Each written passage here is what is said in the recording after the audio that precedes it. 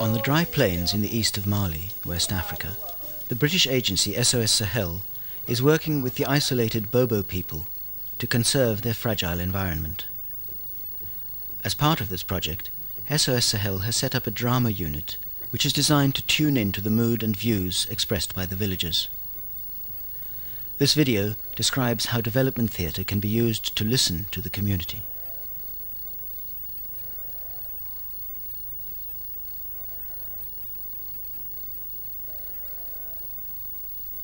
The Bobo people are only 1% of Mali's population. Few of them have been to school.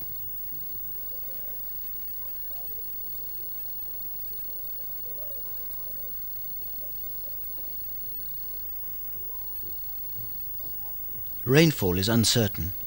When it does rain, the downpour washes precious topsoils away, and the soil becomes poorer still.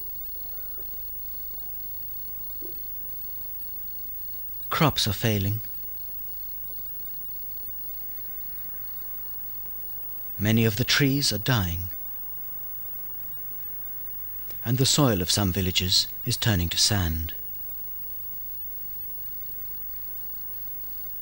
SOS Sahel is helping the community to adapt traditional farming methods. For example, the villagers are now digging these rainwater catchments, which conserve the little rain that falls so that it nourishes the land instead of destroying it.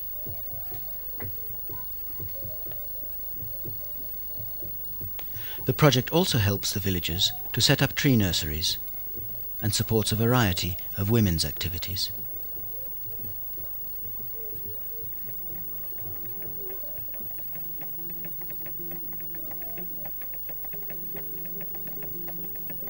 The drama unit works alongside SOS Sahel's environmental project. The style of performance is built on traditional costume dance, the oniyo, which is rarely seen nowadays.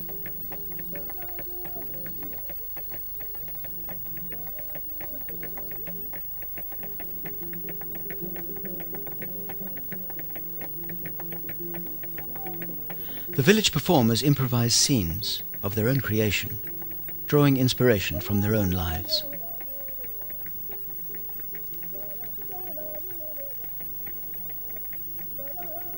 The plays tell the project staff a lot about the way people are feeling as project work evolves. For example, the people of Tana village were able to lodge a very delicate complaint using a play about a family with a small child. We see how project workers often visit the family, bringing gifts and taking endless photographs. Then one day, they arrive to find the child sick with diarrhea. So they pass right on by to visit the neighbour's child instead. In the discussion afterwards, the actors made it clear that the play was not about a sick child, but about the village which was not doing well this season. The village was ill, and now project vehicles were driving right on by, on their way to other villages. The project checked its records and found that Tana village was indeed behind on the schedule of community visits.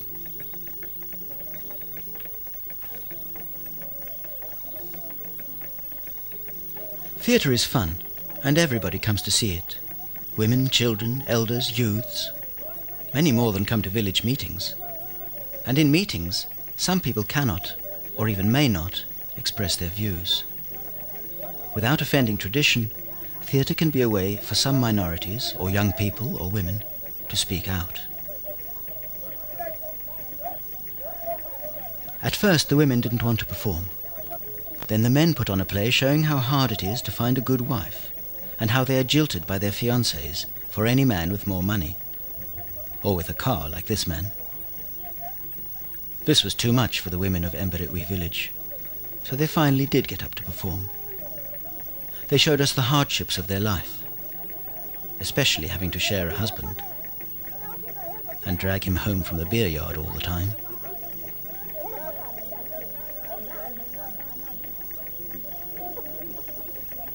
The play generated active public debate.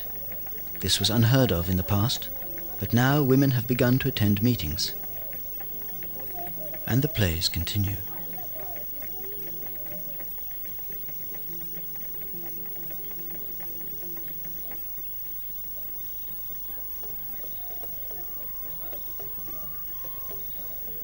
Theatre exists everywhere, in many forms. The reasons for doing it vary and overlap, from simple entertainment through moral support to pure instruction. Since at least the 1970s, development agencies from the UN to the NGOs have explored the use of theatre for development. Mostly the plays show a problem and suggest how to deal with it.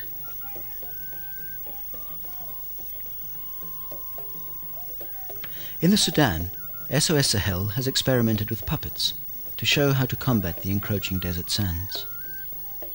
But in the formal context of these shows, it has proved difficult to spark off dialogue with the people in the audience. From forestry to family planning, this teaching theatre remains the most common approach. But it is not the only way.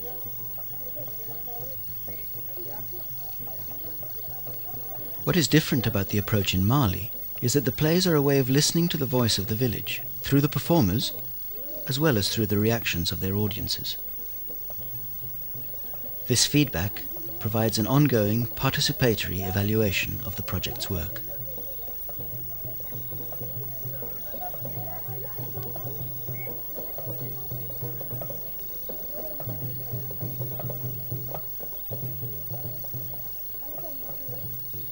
The project has built on the work done in 1988 with World Neighbours and Oxfam in the Bambara village of Kolo. The Bambara have a form of popular theatre called Koteba, which is improvised and almost tailor-made for development theatre. Local tradition allows the actor freedom of expression, so the process was relatively quick.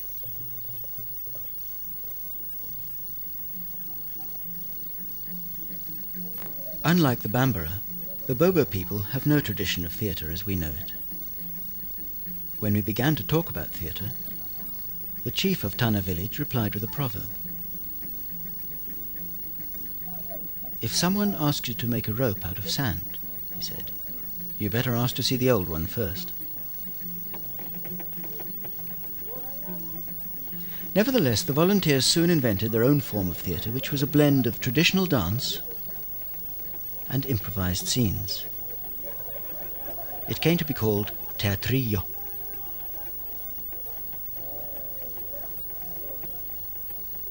There were plays about hunting,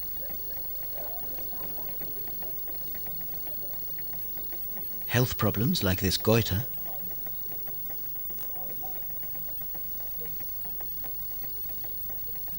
here is a fish farming venture,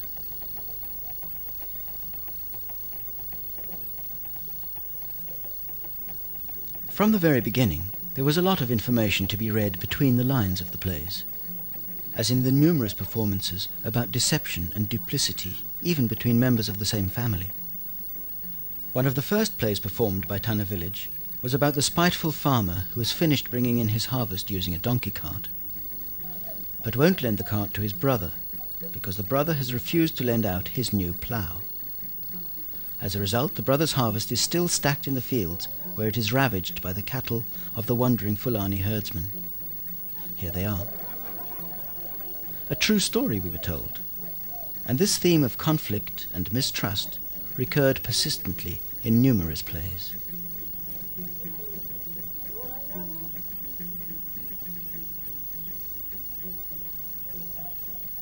With a policy based on collectivity and cooperation, it was useful for the project to be able to monitor such undercurrents within the community.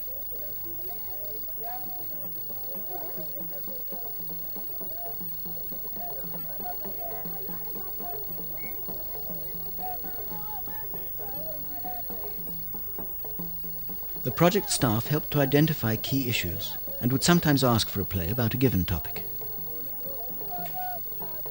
For instance, at one point, most of the village volunteers had stopped coming to the collective soil and water conservation work.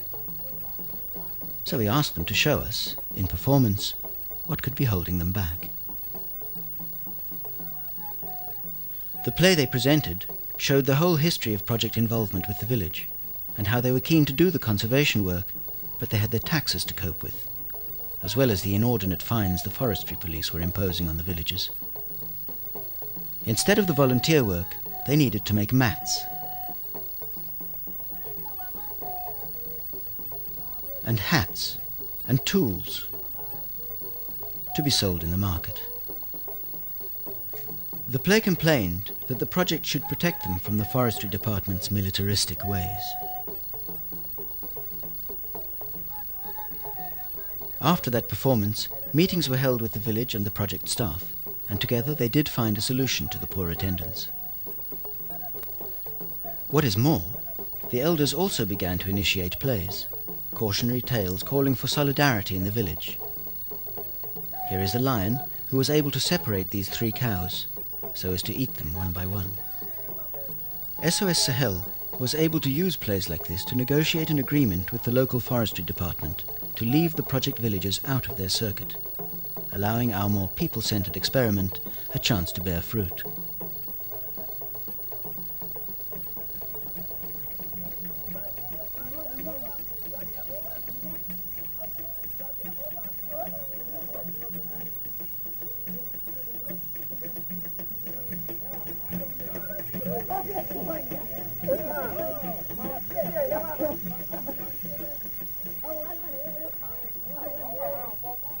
At the start of the project, the Oneyo dance was all but obsolete in its original function as a marriage dance, replaced by balafon music.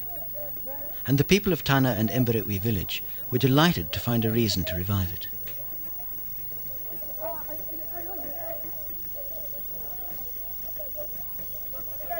If the Teatri-yo blend of ancient and contemporary takes hold, and gives the Oneyo a new lease of life, then the project workers will always have a valuable index of changing currents of opinion, as well as a forum for public discussion with a broader cross-section of the community than would be possible at an ordinary village meeting.